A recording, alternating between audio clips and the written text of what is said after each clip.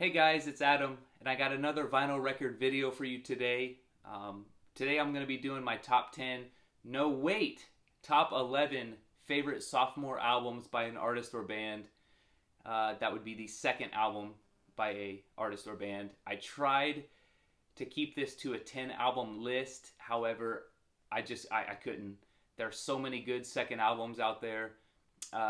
The list could have been longer. It could have been 15 or 16, but I was able to narrow it down to 11. But I just couldn't get it any lower than that. So we're going to be doing the top 11 today. Subscribe to the channel if you haven't already. It'll help me out. It'll help get my videos out there.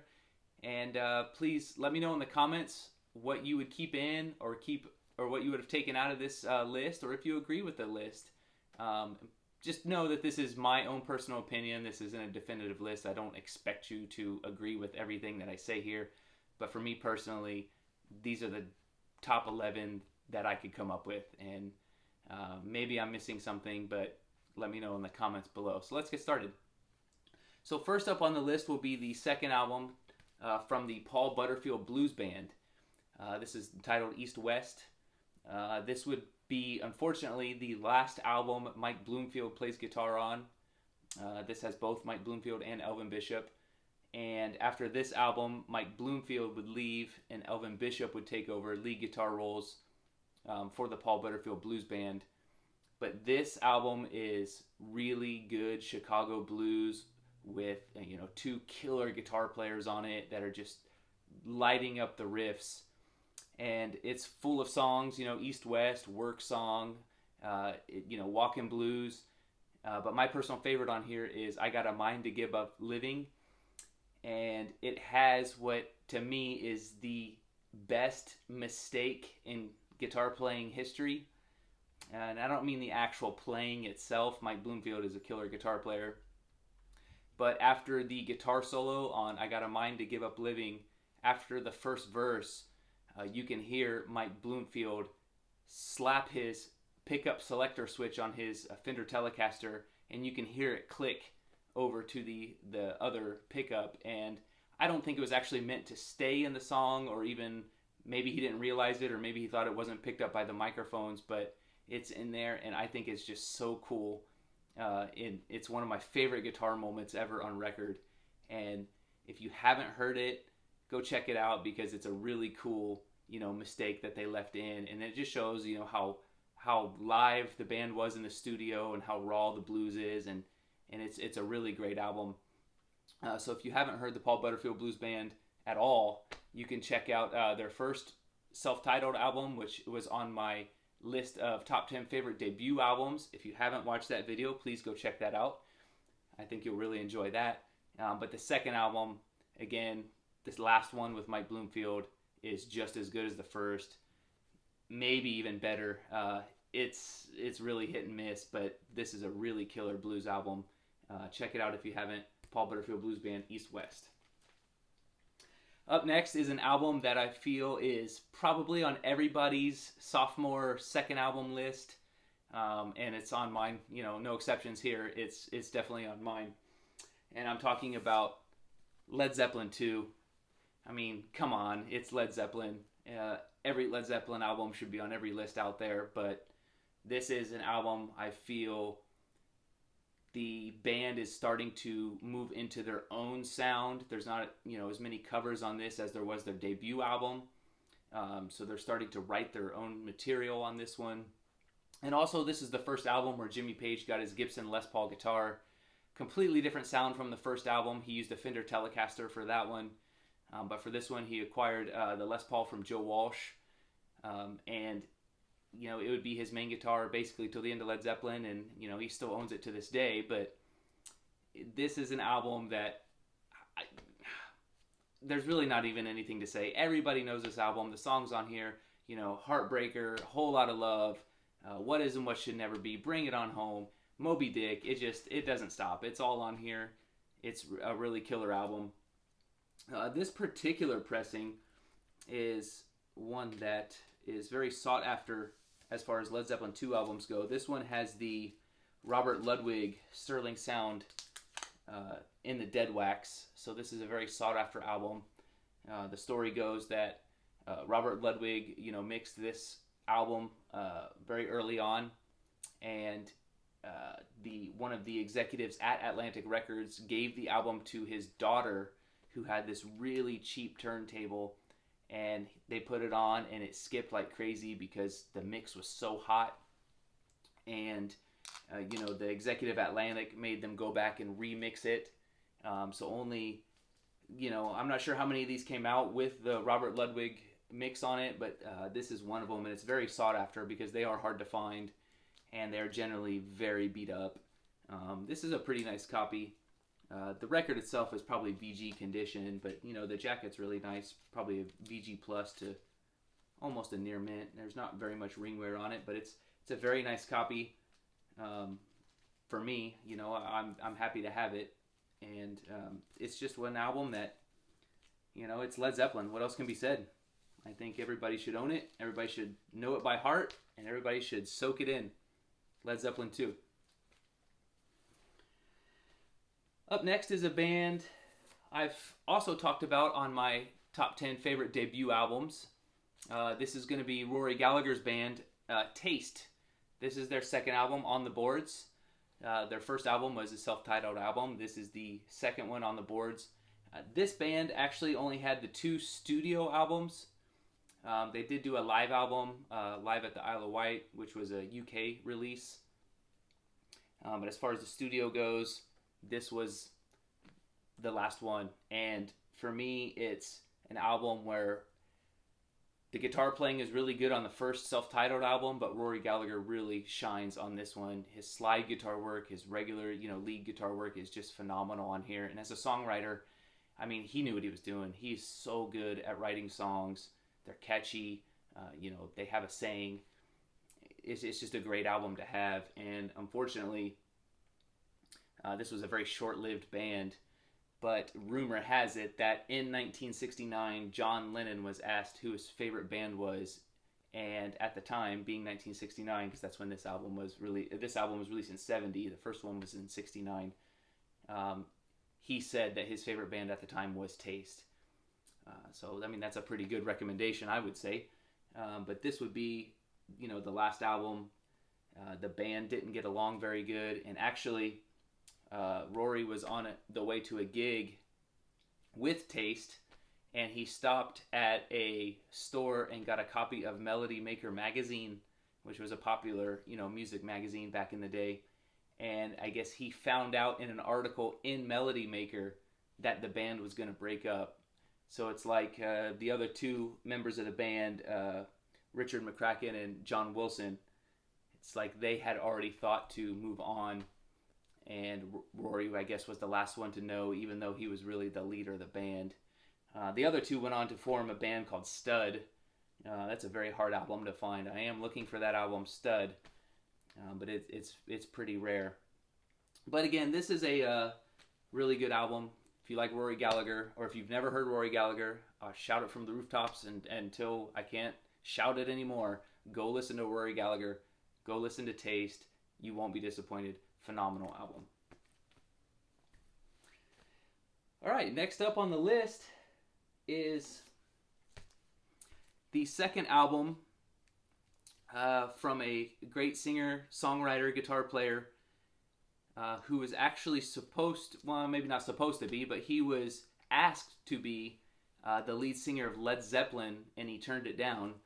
And I'm talking about Terry Reid. Terry Reid is a really, really great singer. His voice is so good, and he's powerful, and it caught the eye of Jimmy Page. And after the Yardbirds broke up and he was forming the new Yardbirds, which would become Led Zeppelin, he asked Terry Reid to be the singer of the band, and Terry Reid had other obligations he had to do, so he turned it down. But he told Jimmy Page, why don't you go check out this singer named Robert Plant, who was in a band called Band of Joy. The drummer was also John Bonham, so Jimmy Page got the 2-for-1 special on that one. But he went and saw Robert Plant, and obviously Robert Plant's vocals blew him away, and that, kids, is, as they say, that, and that's history. But this album is really good. Terry Reid's first album, Bang Bang, Your Terry Reid, also really good, but I think the quality of the songs on this album is better. He covers some Donovan songs. Super Lungs, My Supergirl, is on here. Silver White Light. The song Stay With Me is, if you don't know who Terry Reid is and you hear me talking about his vocals and how good his vocals are, listen to Stay With Me and hear how powerful his voice is. It's so good. You'll like it. But he's very good. And he's an extremely underrated artist.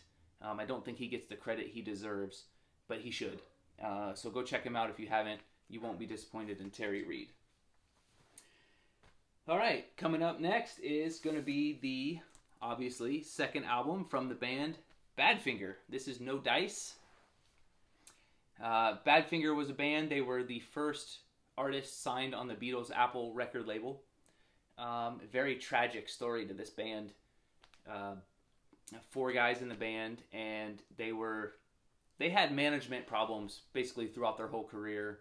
The manager of the band basically took money from them. They were getting paid very little compared to what the manager of the band was, and they just couldn't recover financially from it. They just weren't getting any money.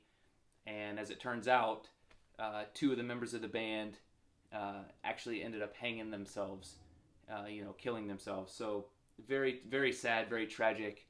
But this album, No Dice, I feel is an album that really shows the band moving into becoming songwriters. And what I mean by that is like their first album, Magic Christian Music, their big hit on that, Come and Get It, was written by Paul McCartney. And Paul McCartney said, here's your song, here's your hit, play it, as you will. And they did, and it became a hit with reason. It's a great song. But it wasn't written by the band. And on this album, they do a lot more of their own songwriting. Pete Ham is just a phenomenal, songwriter. I mean, his lyrics are so powerful and they're sad, but the music is all there. Like, it's really good. It's a really great album. Badfinger. After this album, their album Straight Up is probably their best known album, because it has Day After Day on it, which was produced by George Harrison. It also has Baby Blue on it, which killer song, but got a lot of claim to fame as being the final song in the TV show Breaking Bad. I think a lot of people recognize it from that, but as far as this album goes, the songwriting is really a step up from their first one. No Dice. Listen to it if you haven't. It's a great album. Okay, next up, we're going back to the blues, and this is going to be an album by John Mayall and the Blues Breakers. This is going to be A Hard Road. Now, John Mayall's first album, the title of that album was Blues Breakers with Eric Clapton. As the title says, had Eric Clapton on guitar. Clapton left and formed Cream, so John Mayall needed a guitar player to fill in for Eric Clapton, which is no easy task to do. But he did hire a guy, Peter Green. And if you know who Peter Green is, you've heard me talk about him in my other videos. He went on to form Peter Green's Fleetwood Mac. But he was up to the task. He knew he was replacing Eric Clapton, and he didn't care. And frankly, the guitar playing on this is extremely strong. And it's right up there with Eric Clapton. And Peter Green is a guy that, he's not going to take a backseat to Eric Clapton. He's really good. The songwriting on this one's really good as well. And as far as the blues goes, especially white blues, I think John Mayall really had a stranglehold on the white blues, the British blues, if you will. But this album and Blues Breakers with Eric Clapton, by far the 2 best albums John Mayall ever did. The next best one would be the one after this, Crusade, which had Mick Taylor on guitar after Peter Green left to do Fleetwood Mac. But it's just a great album, and it's blues. If you're a blues fan, if you've never heard it, if you've only heard the Eric Clapton Blues Breakers album, check this one out. The guitar playing is right on par with Clapton. It's really good. Now, okay, next up here, we're gonna go a little heavier. We're gonna get out of the blues realm, go more hard rock. This is going to be the debut album, or I'm sorry, not the debut album, the second album from Black Sabbath. This is Paranoid. This is the album that really kind of put Black Sabbath on the map. Their first album, just the Black Sabbath, self-titled album, didn't, as far as I know, have any like singles or anything that got radio airplay. But this album did, especially with the song Paranoid, which is a very catchy song. It got a great guitar riff in it. But what else can be said? I mean, Ozzy Osbourne, he's a great singer, for what he is, and Tony Iommi is a really good guitar player who actually lost the tip of his fingers in a machining accident when he was younger. So the hand he plays guitar on actually has these little, almost kind of like plasticky thimble looking things on his fingers as fingertips. So he plays with that, which is really astonishing because the guitar work on here is very good. And just knowing that about him is just, something, it's just kind of mind-blowing, and it's really good. It's just down and dirty hard rock, and this is pretty much where hard rock and metal kind of merged together, and this is really where it started. And it's an album that's, almost every song on here is one, and it's a killer album. And again, it's better than, I don't want to say better, but it's just as good as their first album, but it has more of the hits on it as well, so it's a lot more familiar to people. But Paranoid, Black Sabbath, very good. Okay, if you watched my 10 favorite debut albums, you will know that I had no list as, 10, 9, 8, 7, 6 until I got to number 1. Number 1 was my favorite debut album of all time, and that was Blue Jean Bop by Gene Vincent and the Blues Caps. Now, on this list, these are just my top 11 favorite sophomore albums. This is not in any particular order, but it's no surprise that the second album from Gene Vincent and the Blues Caps, just titled Gene Vincent and the Blues Caps, makes this list. Because if you watched my debut album video, you'll know how highly I speak of Cliff Gallup, guitar player extraordinaire. I mean, he is phenomenal, and sadly, this would be his last album with Gene Vincent before he quit the band. And just his guitar playing is so technical and so advanced for anything from 1957, and it's phenomenal. And Gene Vincent's voice with the guitar of Cliff Gallup is just something that it can't be matched. I mean, I love Elvis, I love Eddie Cochran, but Gene Vincent is just, I think, probably the best rock and roller of the 50s. And like I said, if you haven't listened to any of his stuff, which I'm sure you have, everybody knows, Bebopalooza, but check out his LPs, check out these albums, because there's a lot of songs on here you would never have heard of, but you're gonna be like, wow, that's really good. And Gene Vincent was, just a extremely good singer, and with Cliff Gallup on guitar, man, there's no going wrong. You will love this album. It's killer. It's one of my favorites, absolute favorites. Okay, we have 3 left, and this is going to be an album that, if you watched my video of my favorite live albums, the number 1 album was Humble Pie, Rockin' the Fillmore. This is going to be the album Town and Country by Humble Pie. So this is their second album. This is on the Immediate record label, so this would be their last album on Immediate. Immediate would go on to go out of business. Humble Pie didn't have really a home as far as record companies went. Finally, they did get on to A&M Records. But this album is just so good, and it's Steve Marriott with Peter Frampton. Again, I say this a lot, but they really come into their own as artists and songwriters on this, and it's really good. The guitar playing's really good. Check out the song "The Sad Bag of Shaky Jake." Killer song, man. It's about a gunslinger in the Old West. but it's really good. And this is actually a pretty tough album to find in nice condition. This is UK pressing. This album wasn't actually pressed in the United States until A&M was their home. Then they did a combined double album on A&M Records called Lost and Found, which had this and the first album Humble Pie did, As Safe as Yesterday, which was also on Immediate. So once Immediate went out, basically A&M got the rights to the albums, then released Lost and Found. But this particular album, Town and Country, this one is a UK pressing, like I said, but this one, it was never pressed in the United States. And I mean, look how cool the Immediate label is. Nice, bright, hot pink. Just super cool.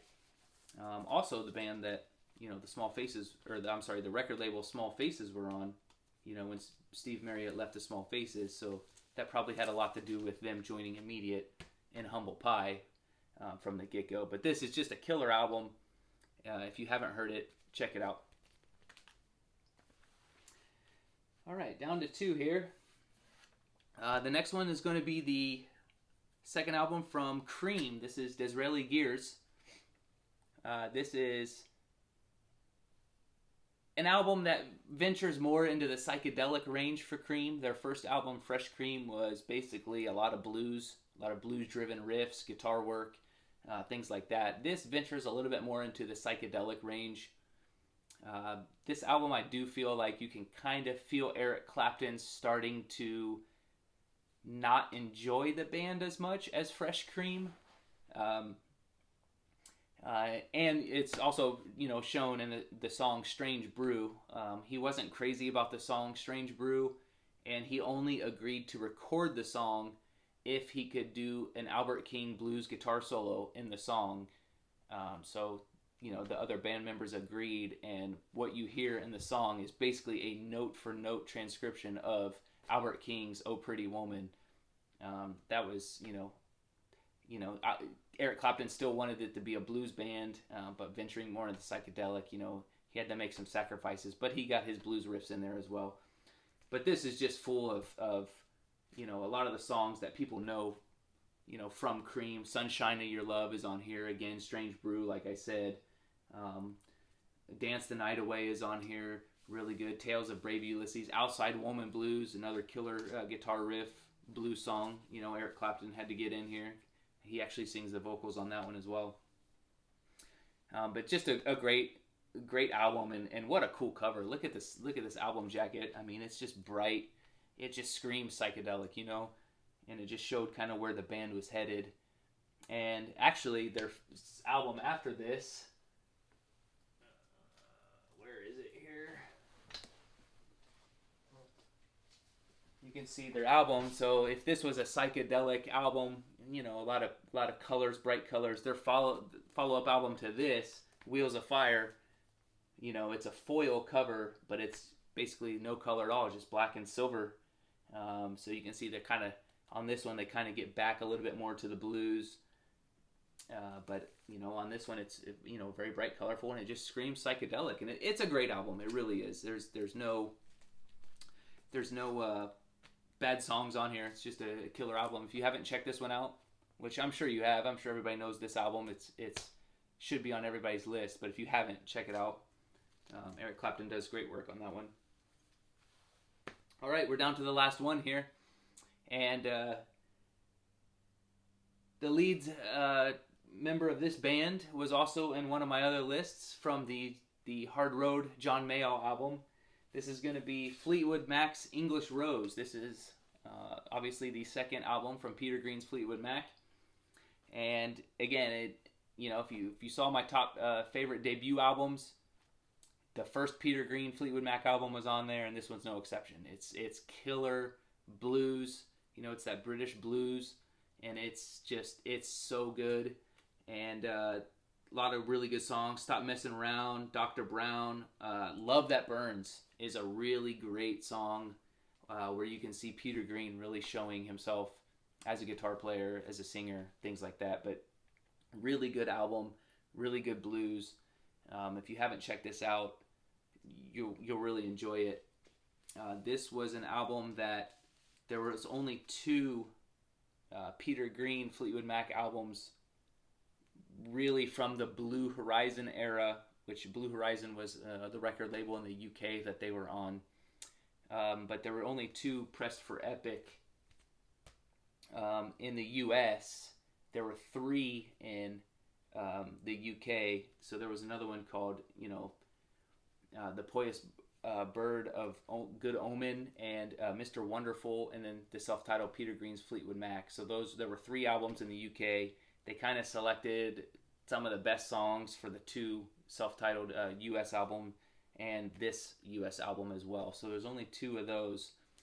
And then on this album as well, you have Jeremy Spencer, a terrific slide guitar player and a Elmore James enthusiast, and you can hear it in his voice. Man, he sounds just like Elmore James. This is really good blues.